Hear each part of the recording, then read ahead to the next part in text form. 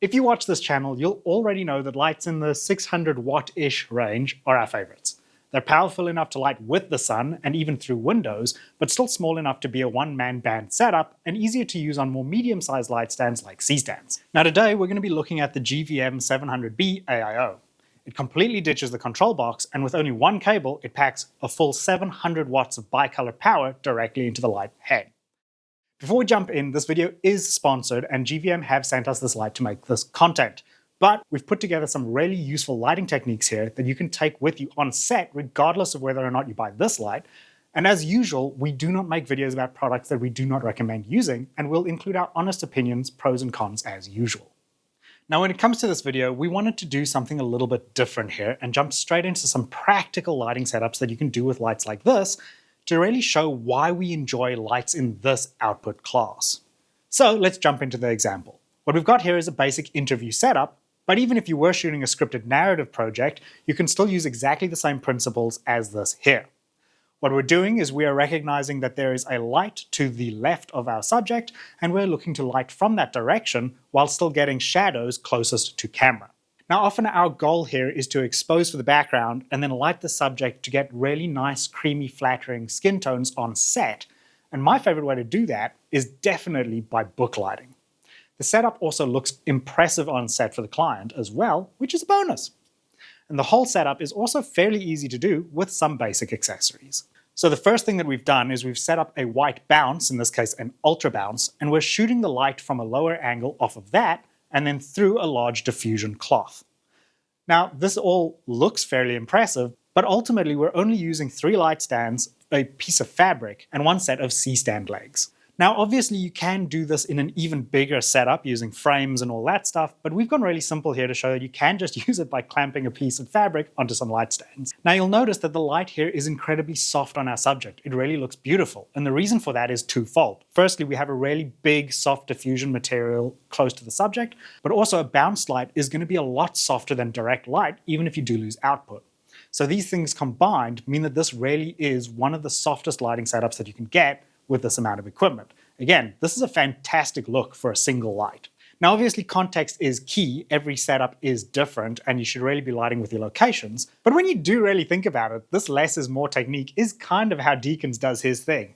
A bigger light rig that lights with natural light direction of the scene and the temperature of the space, with less time spent placing dozens of mixed color temperature lights everywhere. Now it is worth mentioning that by bouncing the light first and then diffusing it through a very heavy piece of fabric, it's quite thick, it does mean that we're losing a lot of output. And that's where something like this comes in handy, a Fresnel. This is the GVM F60, and basically what it does is it allows you to focus the light onto a narrower area, and it can act as a flood or a spot as well. So that means you can tighten or loosen the beam angle. And basically what that means is that you get way more output out of your light. So for this example, and again, please keep in mind that we were using a very heavy diffusion to give us the softest light possible, we were using the light at 100% output to get this look indoors. Now we did do a quick test to see exactly how much output the Fresnel was giving us, and it was roughly 4 or 5 times brighter than just bare bulb. So that's a huge improvement, and it's a big reason why we recommend that most people do pick up a Fresnel for these larger lights. It really is useful. Now it is worth mentioning that GVM also make this optical intensifier. This is an interesting option because it has a lens inside and it has an egg crate on the front, and the difference between this and a Fresnel is twofold. Firstly, the Fresnel will still get you much more output if you are looking for that, especially in its spot mode. We noticed about 2 or 3 times more light coming out of the Fresnel versus this. However, the benefit of this one is that this doesn't scatter the light as much, meaning that if you are looking to shoot a light across a further distance, this might be the modifier that you are looking for. Especially with the grid, you're just not going to get as much spill with something like this. However, if you are looking to buy one or the other, and this is your first time buying one of these, our preference is definitely the Fresnel, and it's a lot cheaper as well, although it is quite a lot bigger. Just as an example though, if I were looking to give a character a really nice edge or backlight across a warehouse or something, that modifier is probably going to be what I reach for instead of the Fresnel. But in a setup like we've got here today, the Fresnel is the obvious choice. Just as a point of comparison, we also wanted to show you the difference if we did take that diffusion away and we swapped out the Fresnel for that light intensifier. You can see that because we're no longer diffusing that light, it is getting a lot harsher, and because we've lost a lot of output, it might be hard to diffuse at the same time. The light was still at 100% output for both setups, and you can really see that there is a difference in the lighting exposure because we had to move the light so much closer in, even though we lost that very heavy diffusion that was dropping our output with the Fresnel.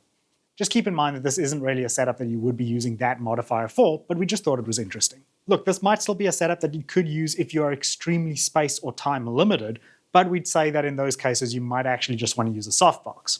Speaking of, now let's move on to a simpler setup. You might be able to tell that there is a difference in the light quality between these two shots, and that's because for this setup we're just using a softbox with a grid. Now the light quality here is still really nice, we really like it, and we've been shooting most of these shots here using that exact setup, just a softbox. But because the light isn't bounced and then diffused, it is still a little bit harsher. It's worth keeping in mind though that if you don't have the space or the time to be able to set up the bigger setup, this is something that a lot of people are going to be reaching for, especially for interviews and corporate videos and stuff like that. With that said, this is probably something that I've moved away from wherever possible in my own setups, just because I'm trying to offer a bigger production feel to my clients. We do talk a lot on this channel about things that we do to try and justify charging a little bit more and showing that we are bringing a bit more expertise than some other freelancers perhaps. And this is one of those things where putting up a piece of fabric to diffuse through and putting up a bounce doesn't take that much extra time or equipment. All these things are fairly cheap as well. But it does make the setup look a lot more impressive for clients. And when you are asking a client to pay you more money, you kind of want them to go like, whoa, that's an amazing lighting setup. Now, it's still obviously worth having modifiers like this in your kit. We've got several. But it is just something to think about that sometimes just having that little bit more is worth it. Now, hopefully you can see the differences there in those lighting setups, and you can probably understand why we kind of go for either one at the end of the spectrum, either being just a softbox or a full-on book light, depending on the time and the space that we are in. Okay, now we did just want to have a quick look at what it might look like if you were to use this light in an outdoor situation. We've got it set up just to the edge of frame with 2 layers of diffusion in the softbox, but without the egg crate. The reason we've done that is because obviously any grid will reduce the output of the light by about a stop, and if we wanted more output, we could remove one of the layers of diffusion. It's about 4 o'clock in the afternoon, and the sun is just giving me this lovely backlight, and I'm using the 700B to fill. The most important thing to mention here is that I've set up this whole thing by myself. I don't have anyone operating the camera, and having such a simple light to set up and look after really did make this easy. Now, moving on, let's talk a little bit about the things that you might want to know if you were thinking about picking up one of these lights. Firstly, let's talk build quality and the realities of this all-in-one design. The casing feels great, and it's mostly made of metal. It uses a really nice locking power cable rather than a standard kettle cord, which is a great touch. Getting rid of the control box means that setup is lightning fast and your set is way less cluttered. But this head alone is heavier than split head units, making the setup quite top heavy. But it is still a very useful compact total package, and the quick setup time that this light offers is probably worth it in my opinion. And we do actually think that GVM have done well here to provide a fixture that's got a better build quality than many of the cheaper lights that we've used, as we've already mentioned. So, wrapping up, is the GVM 700X the perfect one-man band light? Well, the lack of a carrying case is a little bit of a bummer, and the heavy head means that you do need slightly more serious light stands. But the zero clutter setup is convenient, and combined with enough raw output from the light, it is quite a nice fixture to have. I've actually really enjoyed seeing my assistant setting it up because of how simple it is. It seems more robust with the heavy metal build, and the locking power cable is, in our opinion, vastly superior to a lot of the kettle cord options that are on the market. But what do you think? Obviously, we've got access to multiple lights, and we can acknowledge that there's a time that these pros and cons may work for or against the project. But we think that the trade-off for a much simpler setup is potentially worth it. Now, if you are interested in this light or any of the accessories, we'll leave a link down below where you can check them out. And if you like the content, consider giving us a like and a subscribe, and we'll see you next time.